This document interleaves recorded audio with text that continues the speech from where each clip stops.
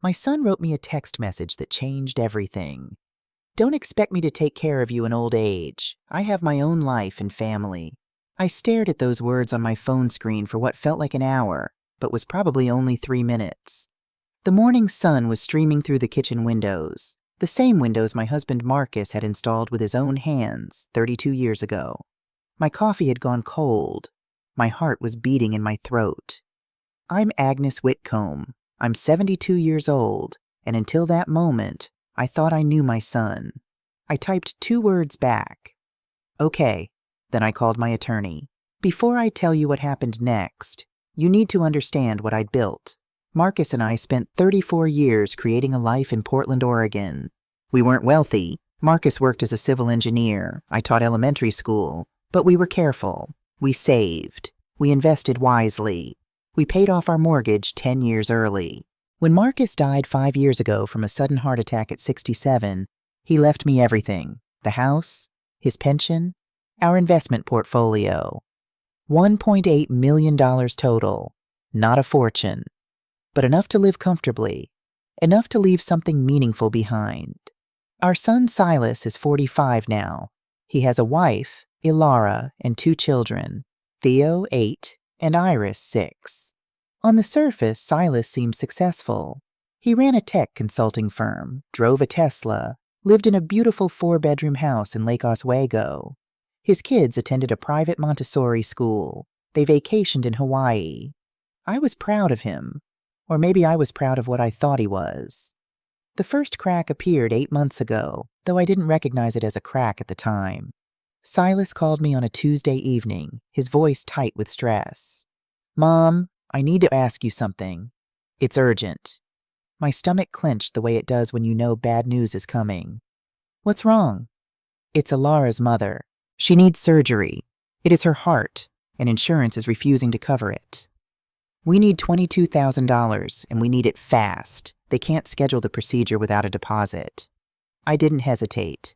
"I'll transfer it tomorrow morning." "Mom, thank you. I don't know what we'd do without you." The money left my account at 9 a.m. the next day. Here's the thing about being a mother. You want to believe your children. You want to trust that when they say they need help, they actually need it. So when Thanksgiving rolled around 3 months later, and Alara's mother walked into my dining room looking perfectly healthy, I told myself I must have misunderstood. "Helen, it's so good to see you," I said, pulling Alara's mother into a hug.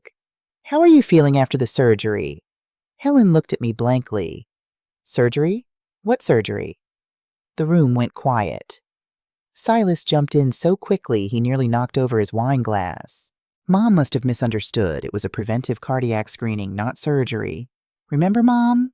But I did remember. I remembered the word surgery very clearly. I remembered $22,000 even more clearly.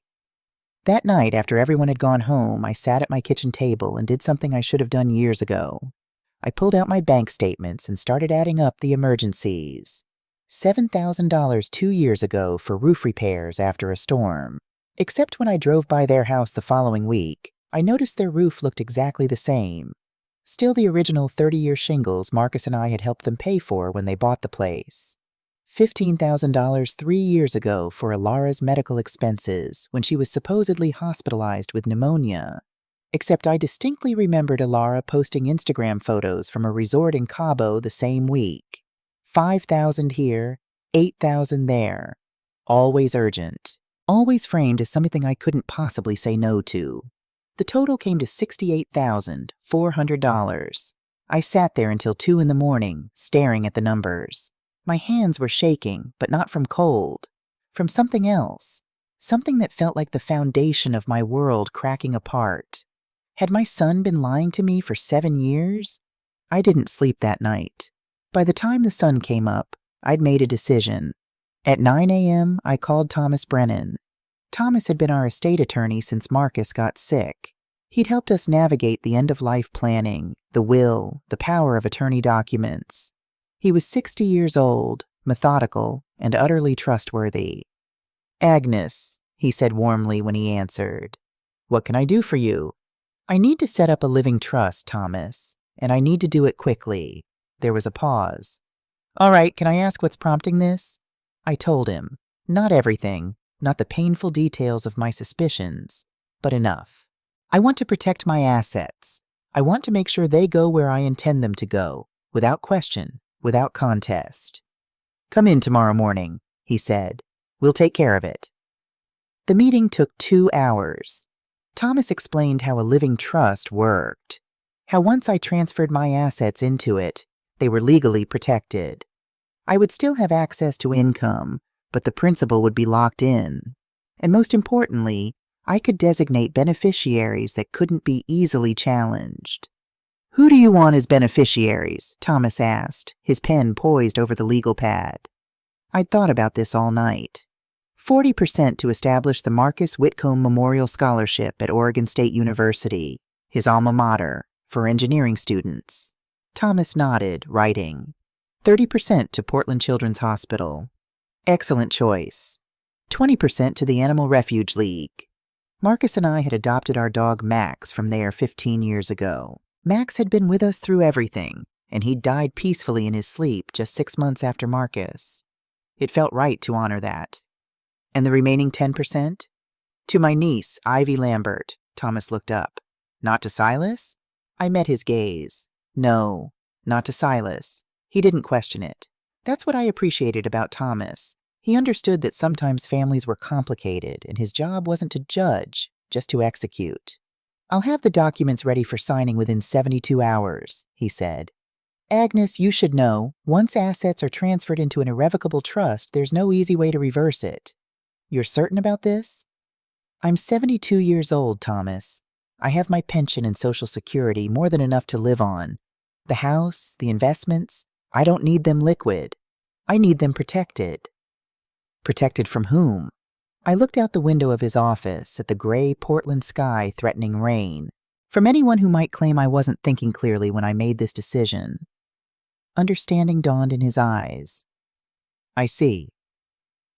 What I didn't tell Thomas, what I didn't know yet, was that I'd made a critical mistake years ago. When Marcus was diagnosed with pancreatic cancer in 2018, everything happened so fast. One day he was fine. The next, we were sitting in an oncologist's office hearing words like stage 4 and 6 to 8 months.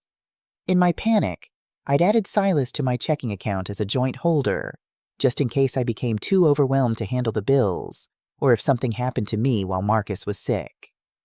Marcus died in 2019. I'd meant to remove Silas from the account after the funeral, after the grief subsided, after life returned to some semblance of normal. But I'd forgotten. And Silas had never mentioned it. Why would he? It gave him a window into my finances, a way to track every deposit, every withdrawal, every decision I made. I didn't know it yet, but that forgotten joint account was about to become a weapon. The text message arrived 3 days after my meeting with Thomas. I was in my garden pruning the roses Marcus had planted for our 20th anniversary. They bloomed every June without fail, deep crimson flowers that smelled like honey in summer. I was thinking about him, the way I often did when I worked in the garden, when my phone buzzed in my pocket. Silas's name appeared on the screen. I smiled, expecting a photo of the grandkids or maybe a question about Sunday dinner. Instead, I read, "Don't expect me to take care of you in old age. I have my own life and family." The pruning shears fell from my hand. I read it again and again, looking for context I might have missed, some preceding message that would make this make sense. But there was nothing. Just those words, stark and cold on the screen. We'd had dinner 3 nights ago. Everything had seemed fine. What had changed? What had I done? Or had anything changed at all? Had this resentment been there all along, hiding behind birthday cakes and Christmas presents? My hands were shaking as I typed my response. I thought about writing something defensive, something that explained I'd never asked him to take care of me, that I was perfectly capable of managing my own life. I thought about asking what had prompted this cruelty. Instead, I wrote, "Okay, 2 letters. That was all he deserved." I sat down on the garden bench, the one Marcus had built from reclaimed wood. the one where we used to sit together watching the sunset, and I let myself feel the full weight of what had just happened. My son didn't want to take care of me. Fine, I'd never asked him to, but the implication was clear. He saw me as a burden, as an obligation he was preemptively rejecting. And the timing, 3 days after I'd met with Thomas, 3 days after I'd moved significant money, couldn't be a coincidence. Which meant Silas had been watching my accounts, tracking my money, waiting. The hurt was sharp and immediate, like a knife between my ribs. But beneath the hurt, something else was rising. Something harder. Something that felt almost like relief. He'd shown me who he was. I just needed to believe him. I picked up my phone and called Thomas. "The documents," I said when he answered. "How soon can I sign them?" "Tomorrow morning, if you'd like." "I'd like." That night I barely slept. I kept checking my phone, expecting Silas to call, to apologize, to explain that he'd been hacked or his phone had been stolen or he'd been drinking and hadn't meant it. Some explanation that would let me unsee what I'd seen. The phone never rang. By morning, my resolve had hardened into something unbreakable. I signed the trust documents at 10 a.m. in Thomas's office, with his paralegal and secretary as witnesses. When it was done, Thomas shook my hand. "The asset transfers will take about a week to complete," he said. "After that, everything is locked in." "Thank you, Thomas." He walked me to the door, then hesitated. "Agnes, you should know. When those transfers start showing up, if Silas has access to your account information, he'll see them. I know, and he may not react well. I thought about that text message, still sitting in my phone like evidence of a crime. He's already reacted. This is just me responding." The call came 4 days later. I was reading in my living room, a mystery novel I'd been trying to get through for weeks, when my phone started ringing. Silas's name flashed on the screen. I let it ring once, twice, 3 times before answering. "Hello?" "Mom." His voice was tight, controlled. "We need to talk." "About what, sweetheart?" I kept my tone neutral, pleasant, the way you talk to a telemarketer trying to sell you something you don't want. "About your meeting with your lawyer. About the money moving out of your account. What's going on?" So he had been watching.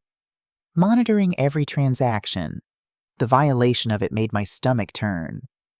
"Just updating some estate planning documents," I said. "It's what responsible adults do." "Estate planning, Mom? You can't just change your will without discussing it with me." Something cold settled in my chest.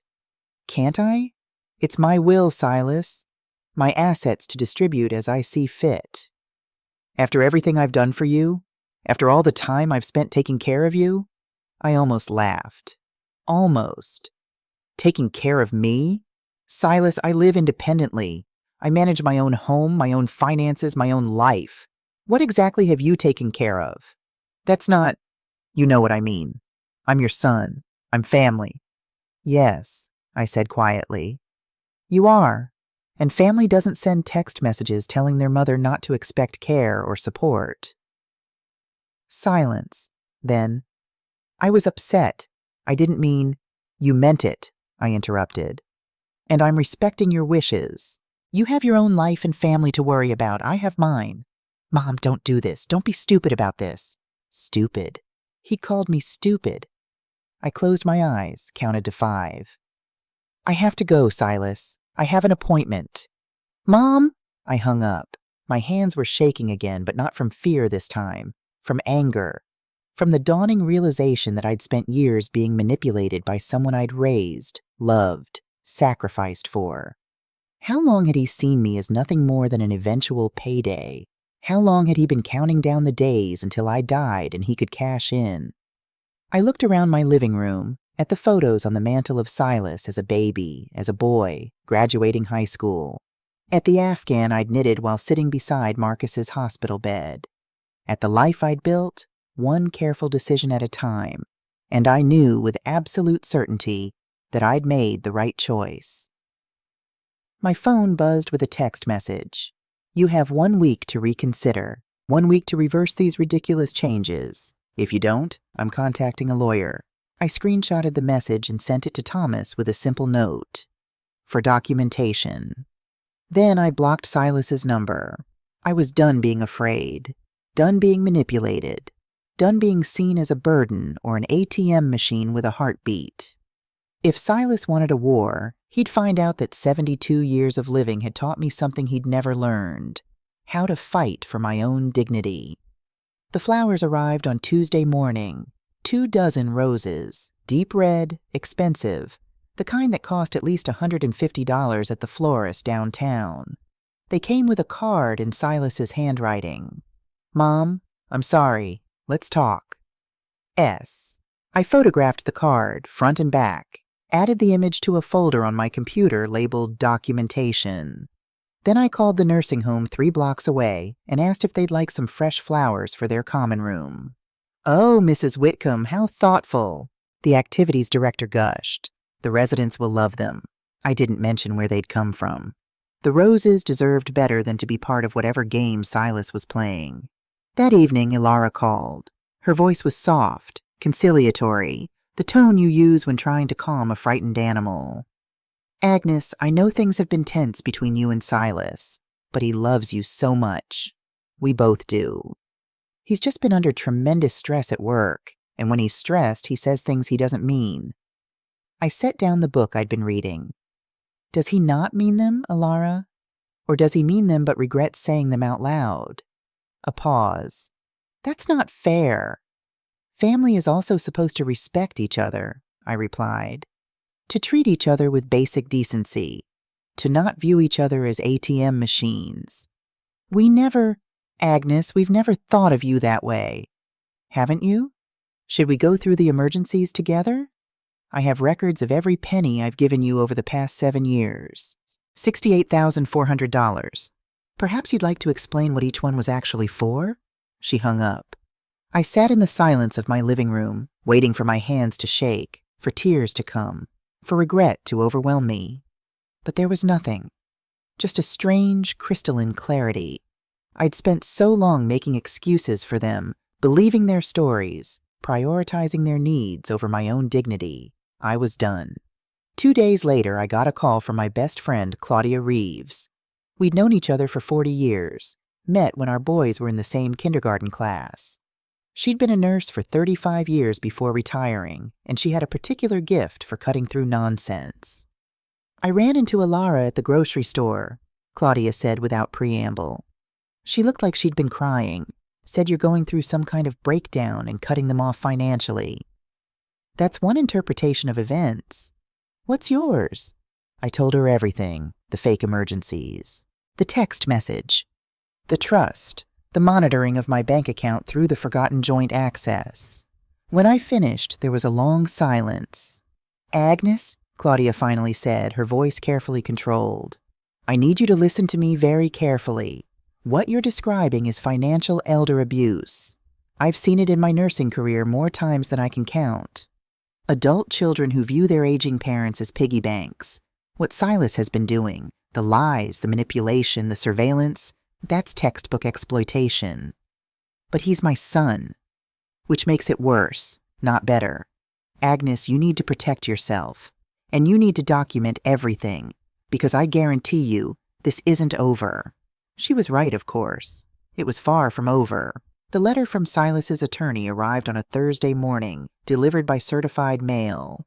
I signed for it with a steady hand, even though my heart was racing. "Mrs. Whitcomb, our client, Silas Whitcomb, has retained our services regarding concerns about your mental competency and recent financial decisions made under potential duress or diminished capacity. We respectfully request that you submit to an independent psychiatric evaluation to assess your current cognitive state and capacity to manage your financial affairs. Please respond within 10 business days. Sincerely, Martin Drake, Esquire, Drake & Associates." I read it 3 times, then called Thomas. "They're going for incompetency," I said, surprised by how calm my voice sounded. "They want a psych evaluation." "Let them," Thomas replied, and I could hear the satisfaction in his tone. "Agnes, you're one of the sharpest people I know. You pass any evaluation they throw at you, and their case collapses completely. But we need to be strategic.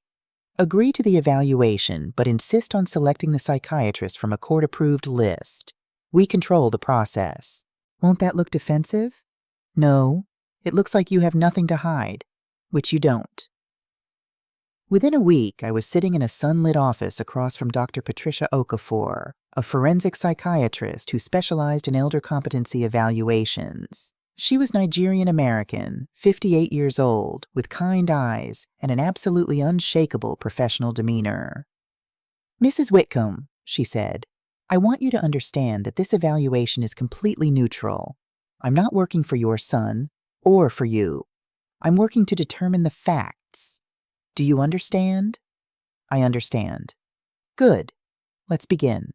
For the next 4 hours, Dr. Okafor put me through a battery of tests. Cognitive assessments, memory exercises, logic puzzles. She asked me to explain my financial decisions in detail.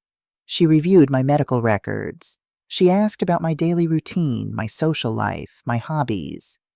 "Tell me about your relationship with your son," she said at one point. I chose my words carefully. "It's complicated. I love him, but I've recently discovered that he's been dishonest with me about financial matters for several years. When I took steps to protect my assets, he responded with hostility and threats." "What kind of threats?" I pulled out my phone and showed her the screenshots, the original text message, the follow-up demanding I reverse my decisions. Dr. Okafor read them, her face expressionless, then made notes. When we finished, she set down her pen and looked at me directly. "Mrs. Whitcomb, I'll file my formal report with the court. But I can tell you now, there is absolutely no evidence of cognitive decline, diminished capacity, or undue influence. Your test scores are in the 95th percentile for your age group. Your financial decisions, while perhaps emotionally difficult for your family members, are entirely rational and well considered." Something in my chest loosened. "Thank you." She leaned forward slightly. "Off the record? I've been doing this for 30 years. What you're experiencing is a pattern I see regularly. Adult children who've positioned themselves as eventual heirs react badly when their parents exercise autonomy. The fact that your son is monitoring your finances and threatening legal action when you make independent decisions, that's the real concern here, not your competency, his behavior." But it was what Thomas discovered next that truly changed everything. "Agnes," he said when he called 3 days after my evaluation, "I think we need to dig deeper into Silas's financial situation. With your permission, I'd like to bring in a private investigator." "Why?" "Because something doesn't add up. If Silas and Alara are as successful as they appear, why the constant need for emergency money? Why the desperation when you protected your assets?" I thought about their house in Lake Oswego, the Tesla, the private school tuition. "You think they're not as financially stable as they seem?" "I think they might be leveraged to the hilt. And if that's true, it changes the narrative. It's not just greed, it's desperation. And desperate people are dangerous." I authorized him to hire Jack Rosewood, a retired FBI agent who specialized in financial investigations. Within 2 weeks, Jack had compiled a report that made my blood run cold. We met in Thomas's office on a gray Monday morning. Jack laid out the documents on the conference table like evidence at a crime scene. "Mrs. Whitcomb, your son is drowning in debt. His tech consulting business has been losing money for 3 consecutive years. He's maxed out 7 credit cards. Total balance of $87,000. He took out a second mortgage on his house in 2022, borrowed $200,000. The Tesla? Leased, not owned. Same with Alara's Mercedes." I stared at the papers. "How is this possible? They seem so successful?" Jack gave me a grim smile. "That's the point. They've been living a lifestyle they can't afford, maintaining appearances. But here's where it gets interesting." He slid 3 more documents across the table. "These are loan agreements from specialty lenders, companies that offer what they call estate loans or inheritance advances. Essentially, people borrow money using their expected inheritance as collateral." My hands went numb. "How much?" $340,000. Total, from 3 different lenders. The room tilted. $340,000 borrowed against my death? Yes, ma'am. The loan applications are quite detailed. They listed your assets, your age, your health status. There's even an actuarial estimate. They calculated your life expectancy at 8 to 12 years. Thomas was watching my face. Agnes, are you all right? I wasn't. I was thinking about every emergency Silas had called me about. Every urgent request. Every $20,000 crisis. It hadn't been for surgeries or roof repairs or medical bills. It had been to make interest payments on loans he'd taken out betting on when I would die. There's more, Jack said quietly. He pulled out a printed email. This is from 2020. Your son sent it to an estate attorney named Harold Vance. I read it, and something inside me went cold. Harold, quick question that I hope you can help with. My mother is 69 and in good health, unfortunately. I've been reading about Medicaid spend-down strategies and life estate deeds. Are there legal ways to expedite the transfer process? She's becoming difficult about money, and I'm concerned about her competency, but she's too sharp for a clear diagnosis. Hypothetically, what would need to be documented to move things forward? Best, Silas Whitcomb. The attorney's response was terse. I cannot and will not advise on this matter. What you're suggesting borders on exploitation. Please do not contact me again regarding this issue. I read the email 3 times, then 4. The words blurred. Agnes? Thomas's voice seemed to come from very far away. He wrote this 3 years ago, I whispered. 3 years. He's been planning this since Marcus was barely cold in the ground. I'm so sorry, Jack said. But this is actually good news for your case. This email, combined with the estate loans, demonstrates a pattern of financial exploitation. If this goes to court, I want to press charges, I interrupted. Financial exploitation of an elderly person. That's a crime, isn't it? Thomas and Jack exchanged glances. It is, Thomas said carefully. In Oregon, it's a felony if the amount exceeds $10,000. With the documentation we have, the DA would likely prosecute. But Agnes, you need to think about what that means. Silas could face 5 years in prison. Theo and Iris would grow up with their father incarcerated. My grandchildren. I'd been so focused on my own betrayal that I'd almost forgotten the innocent casualties in all of this. They're already growing up with a father who's a liar and a manipulator, I said. But no criminal charges. I won't do that to Theo and Iris. Then what do you want to do? Thomas asked. I thought about it for a long moment, about the little boy who'd held my hand on his first day of kindergarten, about the teenager who'd cried on my shoulder when his high school girlfriend broke his heart, about the man who'd stood beside me at his father's funeral and promised, "We'll get through this together, Mom." Where had that person gone? Or had he ever existed at all? I want him to know that I know, I said finally. I want him to understand exactly what he's lost and why. And I want it documented so if he ever tries to claim I acted irrationally or vindictively, the record will show the truth. Thomas nodded. I'll draft a letter. We'll have it delivered by process server so there's proof of receipt. The letter took 3 days to compose. Thomas helped me strike the right tone. Not emotional, not vindictive, just factual. A clear accounting of what I knew and what would happen next. Silas and Alara, I am now in possession of complete financial records documenting the following. 1. Estate loans totaling $340,000 borrowed using my anticipated death as collateral.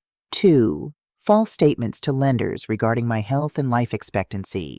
3. Email correspondence from 2020 regarding methods to expedite my inheritance. 4. 7 years of fabricated emergencies resulting in $68,400 in transferred funds. 5. Surveillance of my banking activities through unauthorized access. I want to be clear about what happens next. I will not be providing you with financial assistance now or in the future. Your mortgage crisis, your debt, your financial choices, these are your consequences to manage. My estate plan remains unchanged. Upon my death, my assets will be distributed according to the terms of my irrevocable trust. You will receive nothing. However, I am not without compassion. Attached, you will find contact information for financial counseling services, bankruptcy attorneys, food assistance programs, family therapy resources regarding Theo and Iris. I have petitioned for court-ordered grandparent visitation rights. I will not allow you to weaponize my grandchildren. A mediator will contact you within 30 days. I leave you with one offer. If you genuinely apologize, not because you want something, but because you actually recognize the harm you've caused, and if you are willing to rebuild a relationship based on mutual respect rather than financial extraction, my door remains open. Not to my checkbook. To my heart, that decision is yours. Agnes Whitcomb. The letter was delivered on a Wednesday afternoon. I know because the process server called to confirm receipt. Silas had answered the door himself. I waited for the phone to ring, for the angry voicemails, for some explosive reaction. Instead, there was silence. Complete silence for 2 days. And then, on Friday evening, my doorbell rang. I checked the security camera I'd had installed the week before, another precaution Thomas had suggested. What I saw made my heart stop. Silas stood on my porch. Next to him was Alara, and behind them, holding the hand of a woman I didn't recognize, were Theo and Iris. They'd brought my grandchildren. I stood frozen in my entryway, my hand on the doorknob, understanding with crystal clarity what was about to happen. This was their nuclear option, their final play, and I had no idea if I was strong enough to withstand it. I opened the door slowly. Theo's face lit up when he saw me. "Grandma!" He tried to run forward, but the woman, young, professional-looking, carrying a clipboard, held his hand firmly. "Mrs. Whitcomb," the woman said, "I'm Julia Hartley. I'm a family therapist. Silas and Alara asked me to mediate a conversation today. May we come in?" Every instinct screamed danger. This was an ambush, planned, calculated, bringing the children to make it impossible for me to refuse, to say anything honest, to protect myself. But Iris was looking at me with those huge brown eyes, Marcus's eyes, and I couldn't slam the door in her face. "I didn't agree to this," I said carefully. "I understand it's unexpected," Julia replied with a practiced smile. "But sometimes the best healing happens spontaneously. Silas is very concerned about the family dynamic, and I thought, 'Can I see your credentials, please?' Julia blinked. 'I'm sorry?' 'Your license. Your credentials. If you're a licensed family therapist in Oregon, you'll have documentation." She fumbled in her purse, pulled out a business card. I took it, examined it. The cardstock was cheap, the printing slightly blurred. And when I pulled out my phone and Googled her name plus licensed therapist Oregon, nothing. No results. "You're not licensed," I said quietly. "I'm a life coach with training in—" "You're not a therapist. You're a life coach, and Silas brought you here to manipulate me under false pretenses." Silas's face flushed red. "Mom, for God's sake, she's here to help. Get off my property. Now. All of you." "Mommy, why is Grandma mad?" Iris's voice was small, frightened. And that's when Alara made her move. She stepped forward and her voice dropped to something cold and sharp as a blade. "Fine. Let's stop pretending. Here's what happens next, Agnes. You will never see these children again. Never. We're moving to Austin next month. You can have your money, your precious control, your self-righteous dignity. But you'll die alone, wondering what Theo and Iris look like, what they're doing, whether they remember you at all." Silas added, his voice low and vicious. "We'll tell them you didn't want them, that you chose money over family. They'll hate you. They'll grow up thinking their grandmother was a bitter, selfish woman who abandoned them." My vision tunneled. My heart hammered so hard I thought I might actually be having a heart attack. They were using my grandchildren as hostages, as weapons, the two most innocent, precious people in this entire nightmare, and they were willing to hurt them, to damage them, just to get access to my bank account. Theo looked confused. "But Grandma loves us, right, Grandma?" I looked at my grandson, at his gap-toothed smile and his hopeful eyes, and I made a choice. I love you more than you can possibly understand, I said clearly. And because I love you, I won't let anyone, not even your parents, teach you that love comes with price tags. I looked at Silas. If you use those children as leverage, I will document it. I'll make sure every family court judge, every mediator, every therapist sees exactly what you're doing, using your children's emotional well-being as a bargaining chip for money. You wouldn't try me. Leave my property now, or I call the police for trespassing. For a moment, I thought Silas might actually lunge at me. His hands were clenched into fists. Ilara's face was twisted with rage. Julia, the fake therapist, was backing toward the car, clearly wanting no part of whatever was about to happen. Then Silas grabbed Iris's hand and Ilara grabbed Theo's, and they dragged both children, Iris crying now, Theo looking back over his shoulder, to their car. The doors slammed. The engine started. They were gone. I stood in my doorway, watching the taillights disappear down my street. Then I closed the door, locked it, walked to my bathroom, and vomited. When there was nothing left in my stomach, I slid down the wall and sat on the cool tile floor, shaking uncontrollably. They were going to take my grandchildren away. They were going to poison Theo and Iris against me. And there was nothing I could do to stop them. Or was there? With trembling hands, I pulled out my phone and called Thomas. They threatened to take my grandchildren, I said when he answered. They brought them here, used them as props, and then said I'd never see them again unless I gave them money. Did you record this? No, but I have the security camera footage. Send it to me, right now. Agnes, this changes everything. What they just did, using minor children as leverage in a financial dispute, that's grounds for a family court intervention. I'm filing for emergency grandparent visitation rights first thing Monday morning. Can you do that? In Oregon? With evidence of parental alienation and emotional manipulation? Absolutely. They just made a catastrophic mistake.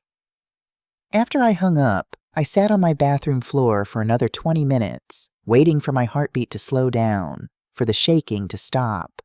They'd tried to break me. They'd used the only leverage they had left, my love for Theo and Iris, as a weapon. But they'd miscalculated. Because I didn't just love my grandchildren. I loved them enough to fight.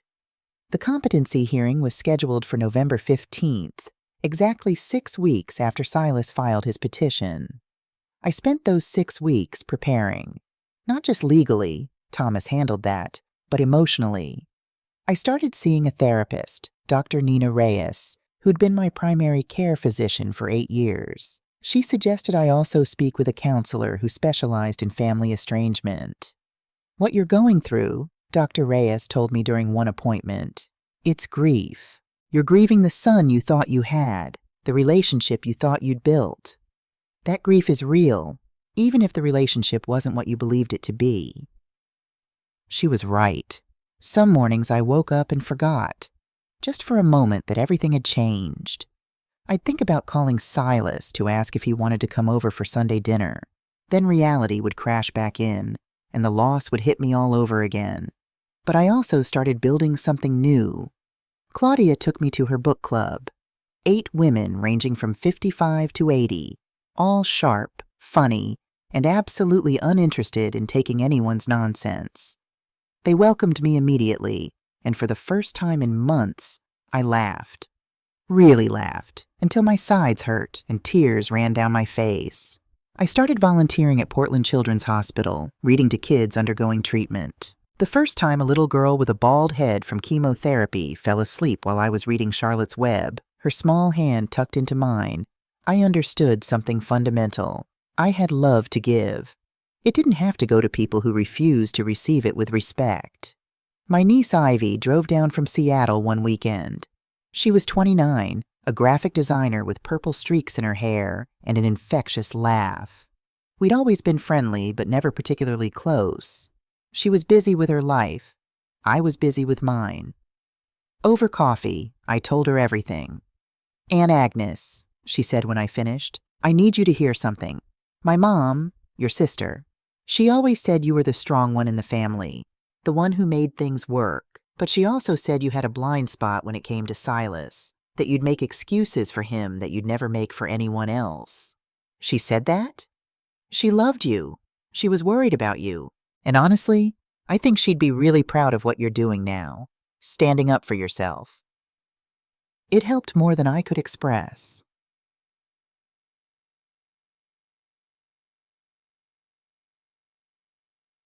The courtroom was exactly what you'd expect.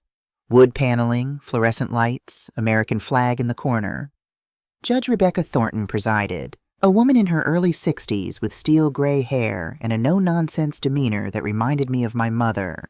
Silas and Ilara sat across the aisle with their attorney, Martin Drake. He was the kind of lawyer you see in TV shows. Expensive suit, practiced smile, every hair in place. They didn't look at me, not once. Thomas sat beside me, a legal pad covered in notes in front of him. On the bench behind us sat Claudia, Ivy, and Dr. Reyes. My chosen family, there to support me. Martin Drake went first. Your Honor, he began, we're here today because of a concerning pattern of behavior from Mrs. Agnes Whitcomb. Over the past 3 months, she has made a series of rapid, uncharacteristic financial decisions without consulting her family. She has cut off contact with her only son. She has refused reasonable requests for mediation. And most troublingly, she has transferred her entire estate, assets worth approximately $1.8 million, into an irrevocable trust, naming strangers and institutions as beneficiaries while completely excluding her own child. He painted a picture of a confused widow, grief-stricken, isolated, making erratic choices under the influence of an attorney with his own financial interests. We're not here to punish Mrs. Whitcomb, Drake continued, his voice oozing false compassion. We're here to protect her, to ensure that she has the support and oversight necessary to make sound decisions in her remaining years. I felt Thomas tense beside me, but he didn't object. We'd discussed this. Let them make their case. Let them build their narrative. Then we'd dismantle it, piece by piece. Drake called Ilara to the stand first. She looked perfect, as always. Conservative dress, minimal makeup, her blonde hair pulled back in a neat bun. She dabbed at her eyes with a tissue before she even started speaking. Ilara, Drake said gently, can you describe your relationship with Agnes? It's been wonderful. For 20 years, she's been like a second mother to me. We had dinner together every week. She was so involved with Theo and Iris. We couldn't have asked for a better grandmother. And has that changed recently? Completely. She became paranoid, accusatory. She claimed we'd lied to her about needing money, but we've always been honest. Every penny she gave us went exactly where we said it would. She's not herself anymore. She's confused, and it breaks my heart. The tissue came out again. Judge Thornton watched impassively. Has she refused help from the family? Yes. We've tried to have conversations, to understand what's happening, but she shuts us out. She even threatened to call the police when we brought the children to see her, her own grandchildren. Drake nodded sympathetically. No further questions. Thomas stood slowly. He didn't rush to the podium. He just stood there for a moment, looking at Ilara with an expression I couldn't quite read. Mrs. Whitcomb, he finally said, and I noticed he used my last name, not Ilara's first name, subtly distancing them. You testified that every penny Agnes gave you went exactly where you said it would. Is that correct? Yes. So the $22,000 from last March, that went to your mother's heart surgery? Yes. Well, it was more of a preventive. Your mother is Helen Bridgeport, correct? Age 68, lives in Beaverton. Yes. Thomas pulled out a document. This is a statement from Helen Bridgeport, notarized 3 days ago. In it, she states that she has never had heart surgery or any cardiac procedure. She's never even been hospitalized in the past 5 years. Can you explain that discrepancy? Ilara's face went pale. That's not... She must have forgotten. Your mother forgot having heart surgery? It was preventive screening. Silas must have explained it wrong to Agnes. I see. What about the $15,000 from 3 years ago for your hospitalization with pneumonia? I was very sick. Thomas pulled out his phone, tapped the screen, and turned it to face the judge. These are Instagram posts from your account, Mrs. Whitcomb, posted during the exact week you claim to be hospitalized. They show you at a resort in Cabo San Lucas, with geotags and timestamps. Would you like to explain how you were simultaneously hospitalized with pneumonia in Portland and vacationing in Mexico? The courtroom was dead silent. Ilara's mouth opened and closed. No sound came out. No further questions, Thomas said, returning to his seat. Drake tried to recover with Silas, but Thomas was relentless. Every emergency was methodically disproven. Every claim of Agnes's confusion was countered with evidence of her meticulous documentation. Then Thomas called Dr. Okafor to the stand. She was magnificent, professional, unshakable, and absolutely clear. I evaluated Mrs. Whitcomb for approximately 4 hours, she testified. I administered comprehensive cognitive assessments, including the Montreal Cognitive Assessment, the Mini Mental State Examination, and multiple tests for executive function. Her scores were in the 95th percentile for her age group. In your professional opinion, Thomas asked, does Agnes Whitcomb have the mental capacity to manage her own financial affairs? Absolutely. She has exceptional clarity regarding her decisions. She was able to articulate her reasoning in detail, demonstrate understanding of consequences, and show no signs whatsoever of cognitive impairment or undue influence. Drake stood. But isn't it unusual for a mother to completely disinherit her only child?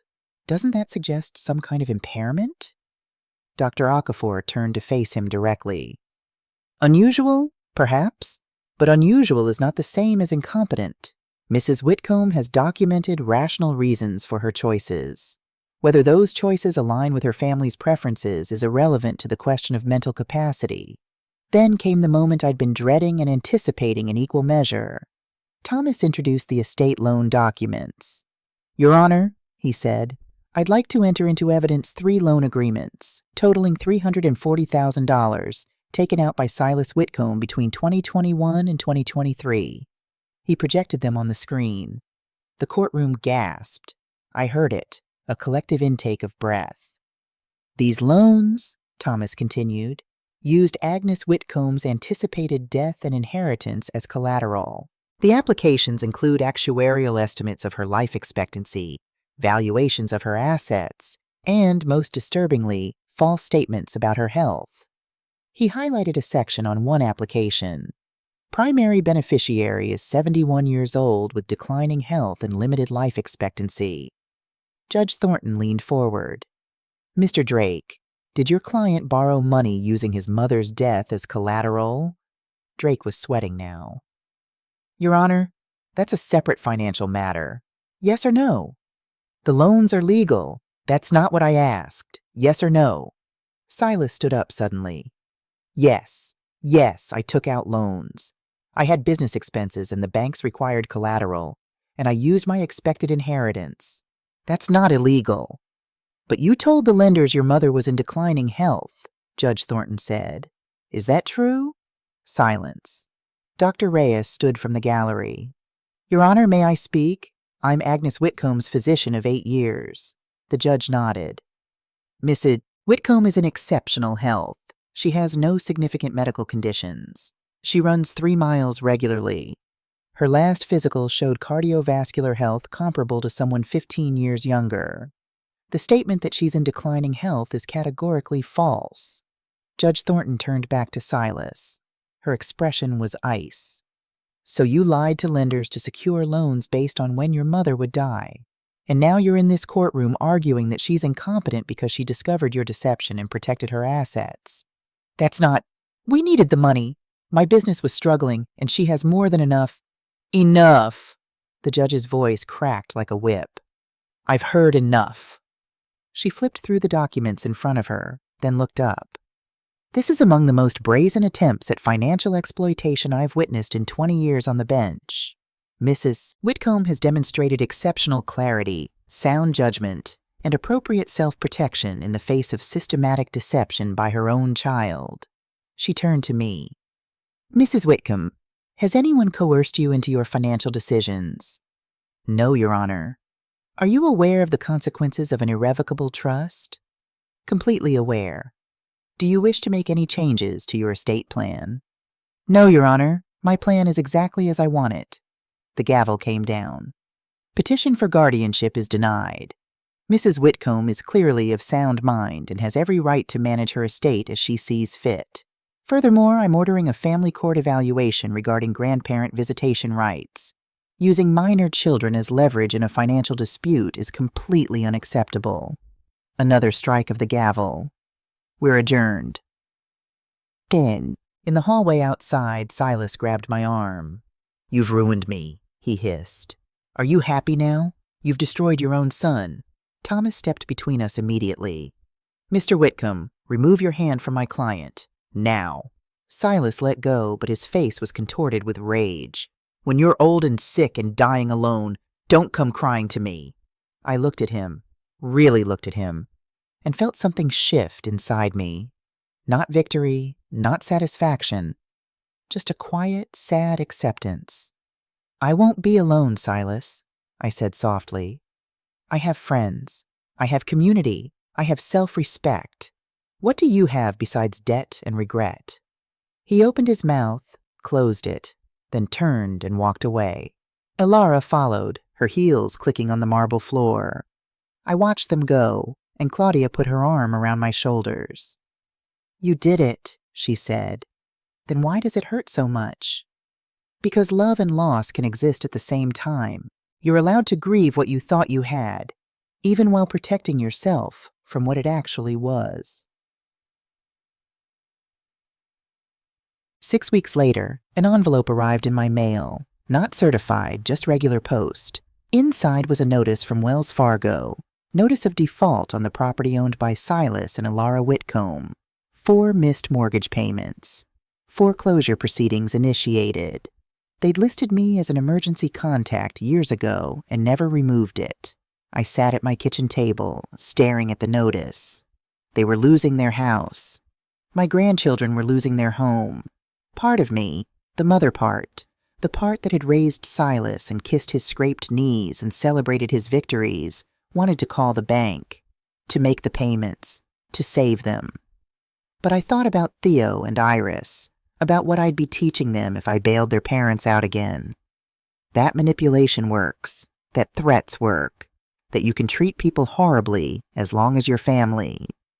Instead, I called Thomas. I want to do something, I said, not for Silas, for the children. What did you have in mind? Can we set up an educational trust, something that becomes available when Theo and Iris turn 18, for college, trade school, whatever they choose? How much? I thought about it. 50,000, each, enough to give them a real start, but they can't access it early, and Silas and Elara can never touch it. I'll draw up the papers. Then I did something else. I wrote a letter, not to Silas, but to my grandchildren, to be opened when they turned 18. Dear Theo and Iris, by the time you read this, you'll be adults. I hope you've had good lives, full of love and opportunity. I hope your parents have been present and kind. I hope you've been happy. You may have questions about why our relationship changed when you were young. Your parents may have told you stories about me, that I was selfish, that I chose money over family, that I didn't love you. None of that is true. I loved you so much that I refused to teach you that love could be bought or sold. I loved you so much that I wouldn't let anyone, not even your parents, use you as weapons. I loved you so much that I wanted you to grow up in a world where boundaries were respected and manipulation didn't work. Everything I did so I could be here for you. Not as a bank account, not as a bargaining chip, but as your grandmother. I don't know if we'll have rebuilt a relationship by the time you read this. I hope so. But if we haven't, I want you to know, my door was always open. My heart was always yours. And I never, ever stopped loving you. Grandma Agnes P.S. Enclosed you'll find documentation of everything that happened, not to turn you against your parents, but so you can understand the full truth. You deserve that. I sealed the letter and gave it to Thomas to hold with the trust documents. 2 years passed. The competency hearing had made local news. Not because of me, but because estate loans were becoming a bigger problem than anyone realized. A journalist from the Portland Tribune called asking for an interview. I declined, but the story ran anyway. Local woman fights back against financial elder abuse. The Marcus Whitcomb Memorial Scholarship funded its first 3 recipients. I met them all at an award ceremony at Oregon State, Daniela, Marcus Jr., and Chen. Brilliant kids, first-generation college students, all studying engineering like Marcus had. Daniela gave a speech that made me cry.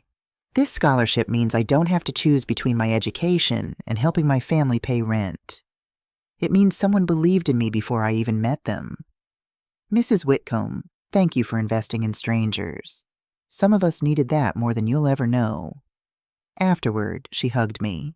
You're like the grandmother I never had. You're like the grandchild I stopped, but she understood. The hospital garden was dedicated in the spring. A therapeutic space for pediatric patients, with raised beds where kids could plant vegetables and flowers.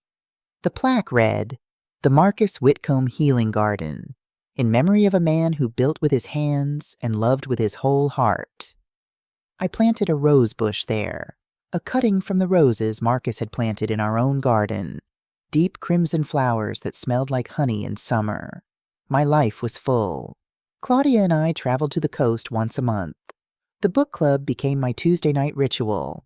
I took a painting class at the community college and discovered I had a knack for watercolors, mostly landscapes, mostly from memory. Our old house. The view from the hiking trail Marcus and I used to walk. The beach where we'd scattered his ashes. One painting, of Marcus working in his workshop, sunlight streaming through the window, sold at a local gallery for $500. I donated the money to the domestic violence shelter. I was 74 years old, and I was happy. Not the uncomplicated happiness of ignorance, but the hard-won contentment of someone who'd fought for her own dignity and won.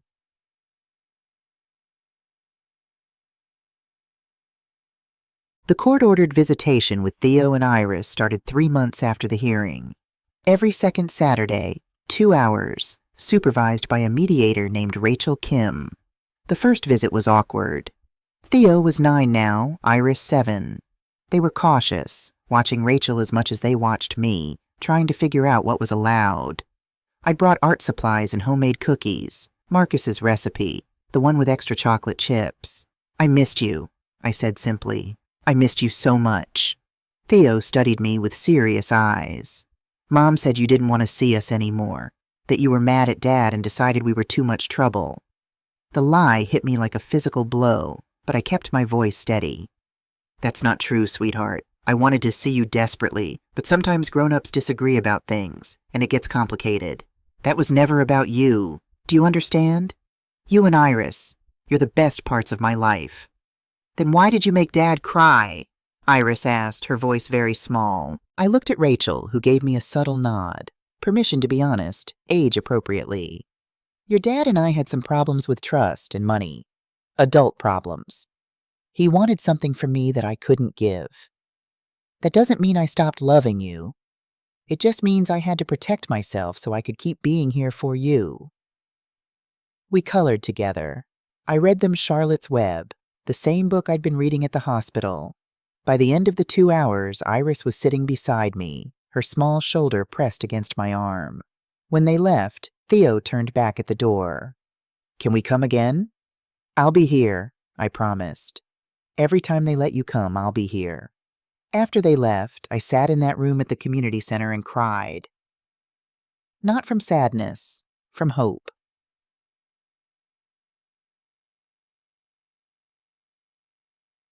Then, 2 years and 3 months after the hearing, my doorbell rang on a Tuesday evening. I checked the security camera, and my heart stopped. Silas stood on my porch, alone. No car visible in the driveway. He'd walked. He looked different, older, thinner. His clothes were cheap, department store brands, not the designer labels he used to wear. I debated not answering. I had every right to refuse. But curiosity, or maybe something deeper, made me open the door with my phone in hand, 911 pre-dialed. "Mom," he said. His voice was hoarse. "Can I have 5 minutes, please?" "3," I said. "You can have 3. He nodded, accepting the boundary without argument. That alone was unusual. "I don't expect forgiveness," he began. "I don't deserve it. I know that. But I needed to. I've been in therapy. Court mandated it first, after the bankruptcy. But I kept going even after the requirement ended. And my therapist made me do this exercise where I had to write down every time I exploited you." He pulled out a notebook, worn at the edges. 43 times, over 9 years, some big, some small. But 43 instances where I lied or manipulated or took advantage of your love. I said nothing, just waited. "Ilara left me," he continued, "after we lost the house, after the money was gone. She met someone else, someone with money, and filed for divorce. I'm living in a 2-bedroom apartment in Gresham. I work at Home Depot. I'm an assistant manager now, it's not what I thought my life would be, but it's honest work." "Is this apology because you've changed?" I asked quietly. "Or because you've lost everything?" He met my eyes. "I don't know. Maybe both. Does that matter?" "Yes, because real change doesn't need an audience. Real change happens in the dark, when no one's watching." He nodded slowly. "You're right. I don't know if I've really changed or if I'm just broken enough to be humble now. But I needed you to know that I understand what I did. I wasn't just greedy. I was cruel. I weaponized your love. I used my own children as hostages. And I'm sorry." The word hung between us. Sorry. 2 syllables that couldn't undo 9 years of betrayal. "The trust is irrevocable," I said. "That won't change." "I know. But," I continued, surprising myself, "you can join us for the supervised visits. Theo and Iris need their father. Not my son, not my heir. Their father. Can you be that?" Tears spilled down his face. "I'm trying to be. I've been sober 14 months. I coach Theo's soccer team. I read to Iris every night. I'm there. Really there for the first time maybe ever. Then you can come to the visits. But Silas, if you ever use those children as leverage again, if you ever try to manipulate me or them, you're done. Do you understand?" "I understand." He turned to leave, then stopped. "Mom, thank you for not giving up on them even when you gave up on me." "I never gave up on you," I said softly. "I gave up on being your victim. There's a difference." And 3 years later, I turned 77. Theo was 16 now, a sophomore in high school. He'd called me directly, from his own phone, not supervised, and asked if he and Iris could come over for my birthday. "What does your father say?" I asked. "He said it's my choice, that I'm old enough to decide for myself." They came on a Saturday afternoon. Silas dropped them off but didn't come in. We'd agreed on boundaries, and he respected them. He'd text when he was picking them up. We made Marcus's favorite meal together, pot roast with carrots and potatoes. Iris had become quite the baker. She made a lemon cake from scratch, Marcus's recipe, the one I'd taught her during one of our supervised visits. After dinner, we sat in the living room. I'd been debating all day whether to do this, but finally I pulled out a box from the hall closet. "I want to give you something," I said. "Letters. I wrote one after every visit we had for 2 years, and I want you to have them now, instead of waiting until you're 18. Theo took the box carefully. There were over 40 letters inside. They read them together, sometimes out loud, sometimes silently. I watched their faces change. Confusion, then understanding, then something that looked like grief. When they finished, Iris was crying. "You never stopped fighting for us." "Never," I confirmed. Theo's jaw was tight. "Mom told us you chose money over family. She said you were selfish and bitter."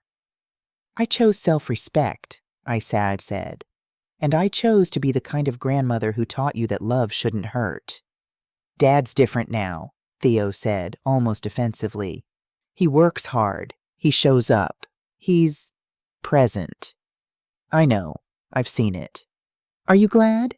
That he hit bottom? That everything fell apart? I thought about it carefully. I'm glad he's being a father to you.